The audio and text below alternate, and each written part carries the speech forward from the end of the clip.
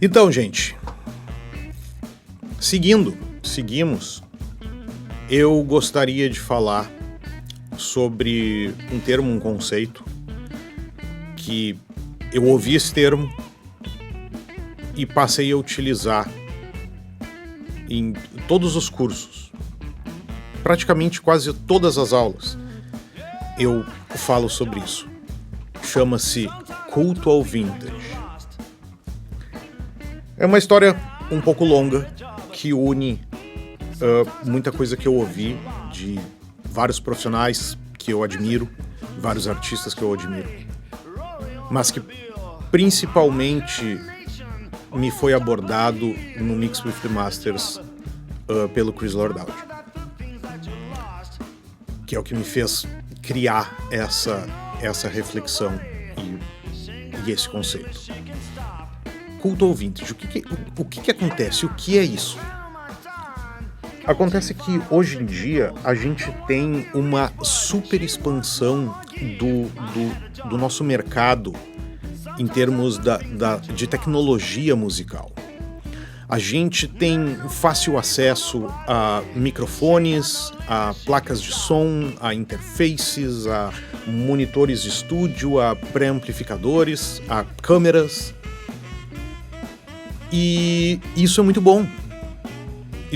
Isso, de certa forma, democratizou e possibilitou N formas de expressão artística diferente, que antes ficavam meio que nichadas e controladas. Mas nem tudo é bom. Acontece que com essa mentalidade, passou-se a produzir um tipo de produto para a área musical cujo único objetivo, o único dispositivo utilizado para a criação foi a questão comercial e não a questão musical. Então, se a gente voltar um pouco mais na história da música e na evolução da indústria da engenharia musical, que é essa indústria que gera produtos para a área da produção musical, a gente vai ver que o impulso inicial para a criação da gigantesca maioria desses equipamentos que a gente tem como os nossos grandes sonhos ou como as nossas listas de desejo, eles iniciaram pelo impulso de uma necessidade musical. Era cara, e se eu tivesse um microfone que fosse mais sensível aos agudos, que eu não precisasse utilizar tanta equalização ou que não soasse da forma X? Aí alguém na empresa foi lá, botou a cabeça a queimar, N engenheiros trabalharam e vieram com um microfone novo. Pô, e se a gente conseguisse fazer tal coisa com esse áudio para poder fazer com que ele tivesse uma pressão sonora, um volume aparente maior nesse áudio, nesse track, nessa música. E os caras iam lá e, através desse impulso inicial, iam lá e desenvolveram um compressor, um limiter. E assim foi com tudo que a gente tem. E esse impulso musical foi o que gerou todas essas ferramentas que a gente tem como a nossa lista de desejos. Eu preciso ter um Pultec no estúdio, que é um dos equalizadores mais icônicos da história da música. Eu preciso ter um LA2A, um 1176, que são dois dos compressores mais icônicos da história da música. Por causa dessa necessidade musical, de um impulso musical. Eu preciso ter este som de voz. Então eu preciso daquele microfone, preciso do U47 da Neumann. E com essa super expansão do mercado digital, muito disso se perdeu. E acaba que chega na nossa mão, na mão do usuário final, daquele cara que vive a realidade de viver da produção ou que está iniciando um produto que não teve esse impulso, cujo único impulso foi o mercado, o lucro. E aí que entra o culto ao vintage.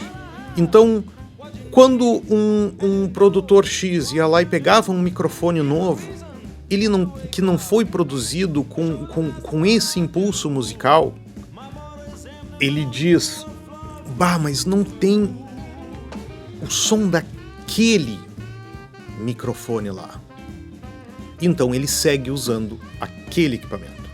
Então quando ele pega esse novo compressor que não teve esse impulso musical e ele usa, ele vai lá e diz: bah, mas não tem o mesmo som daquele.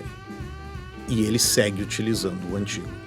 Então os tempos vão andando, o tempo vai passando e as pessoas continuam utilizando o U47, desejando o U47, o U87, o LA2A, o Pultec, o 176, por causa disso. E acontece que isso setou um fator de familiaridade muito alto.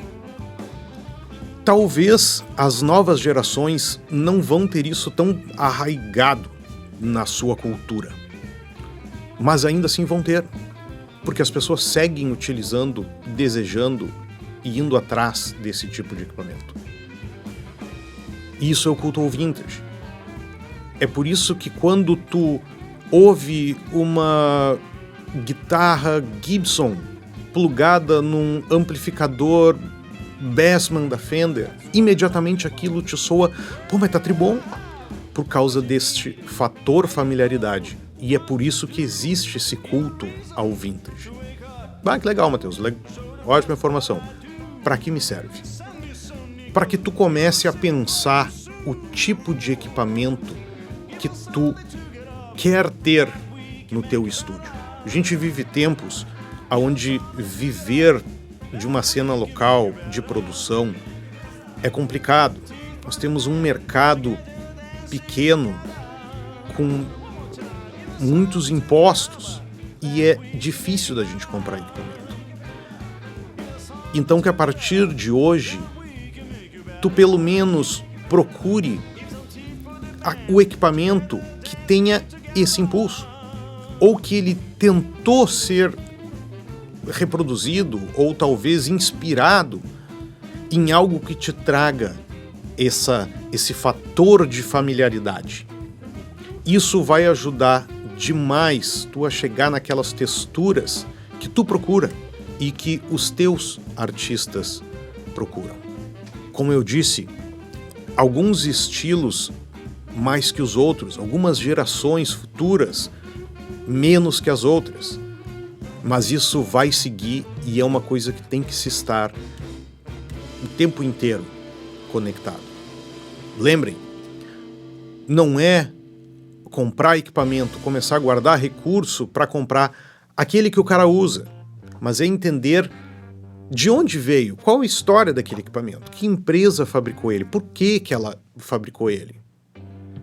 Se eu tenho a opção de comprar 10 mil microfones condensadores de cápsula larga para iniciar gravações de voz num nível mais alto, mais profissional, digamos, no meu estúdio. Qual é o melhor? Deixa eu dar uma estudada nos microfones clássicos, quais os que foram usados nos discos que eu gosto, pelos artistas que eu gosto, ou pelos artistas que o meu artista gosta, e então começo a fazer esse tipo de pesquisa. Então, lembrem-se disso. Culto ao vintage e índice de familiaridade. Isso é, na minha opinião, fundamental e teria me ajudado a economizar alguns bons dinheiros no início da minha trajetória. Vamos adiante. The time is wrong and I don't know